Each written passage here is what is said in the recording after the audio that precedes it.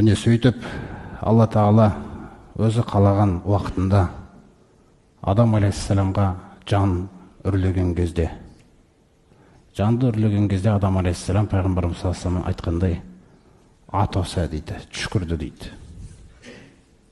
Осы түшкіру, мысалы, сол Алла Тағаланың жақсы көретін нәрсесі екен өзі асылы.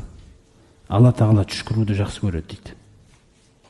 Адамның түшкіргенін жақсы көреді дейді.